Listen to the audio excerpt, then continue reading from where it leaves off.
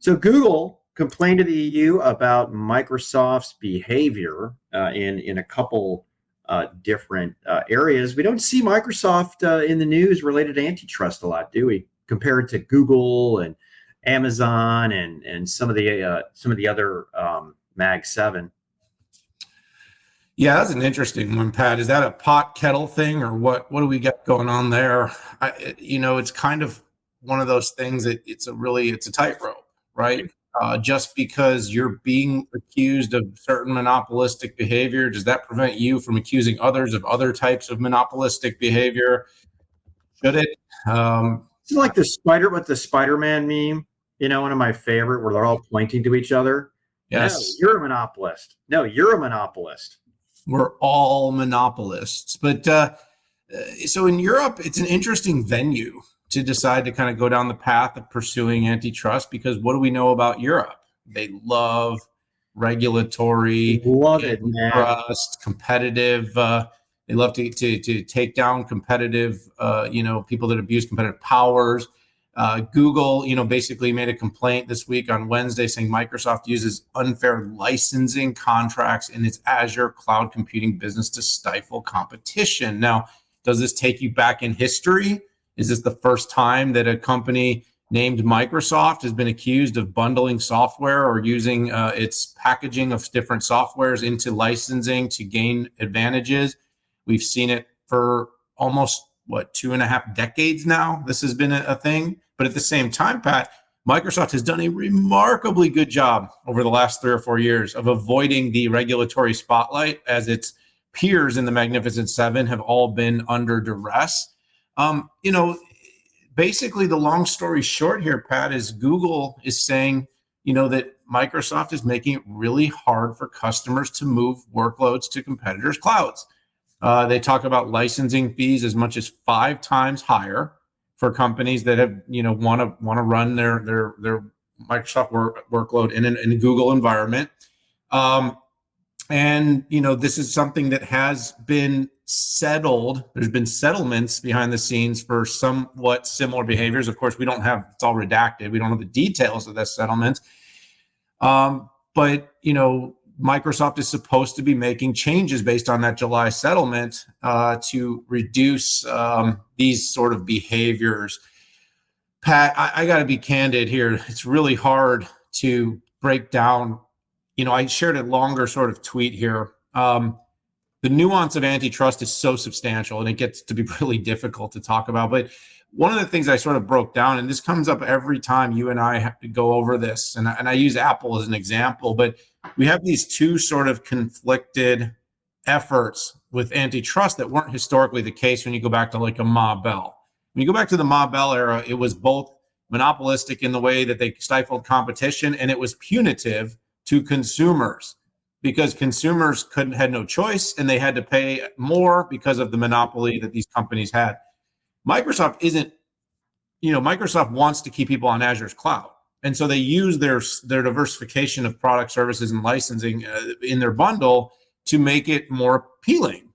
They also believe that kind of stacking, right? So you stack hardware, software, platforms, services together to give people a better experience. And so when you optimize workloads for your particular hardware, they run better. At least that's the idea of it. And so you have this kind of push and pull, Pat, that goes on because like Microsoft could kind of look at like we optimize everything to be the best. And of course it's cheaper because it's all running in a stack that's being scaled, optimized for great customer experience. But at the same time, that's a very fine line from where you start to bundle. But all of a sudden, the question is, well, if the consumer is getting a good experience, but at the same time, you're making it hard for people to compete, are you going to make the experience worse in the name of making competition better? And that's the question mark that I have. And I'm not saying that running, on Google is worse. I'm just saying that that's kind of this fine argument that I've had for a long time. And the easy thing for everyone out there, Pat, is like in the App Store, it's like nobody wants to sideload an app. It's not convenient to have to go to an outside site and go get Spotify and figure out how to get it on your device and utilize it as an application. You want to run it through the App Store. So this is the simple thing. Having said that, because Apple knows that, they charge a fortune to every app developer to be able to have that convenience. And then it comes back to marketplaces, convenience, innovation. Who pays for companies that have great ideas and build great moats? So this is kind of, like I said, a little bit of a push and pull. And it's between two companies that both know all too well how to use their power dynamics and their strong market positions to stifle and keep other companies out of their markets. Great capitalism, monopolistic behavior. It's a very, very blurry line, Pat, between those two things. But it's an interesting case, in a venue that is most likely to have some sort of profound decision, because Europe doesn't like these kinds of behaviors. Yeah, I mean, Europe is a huge innovator in regulation. I was waiting. Where are you going with this? I was waiting to bring that one out. No, it's funny. History matters here, particularly in legal, because it's based on precedents. But you do have kind of the trends, like administrations like Lena Khan, and what happens over there in the EU. Historically, by the way, Microsoft was broke. There was a verdict that came in 2000 that they were to be broken up as a company. And guess what it was for? It was essentially giving away Internet Explorer for free with Windows, and they were ordered to split the company up.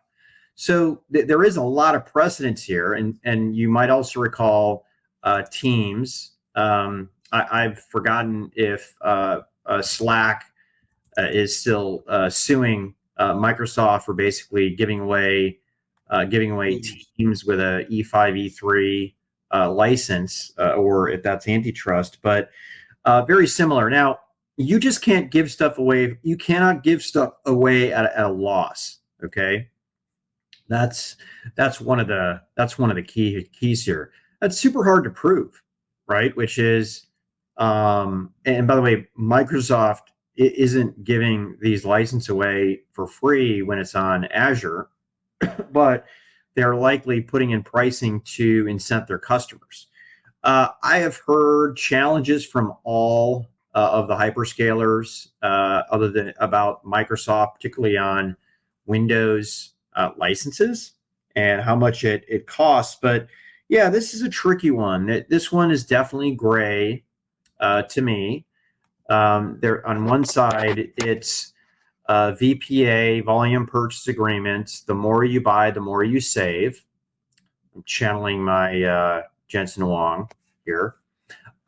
Versus giving stuff away for free, predatory, meaning drive people out of the market and make it so difficult for them to compete. So we're going to keep our eyes on this.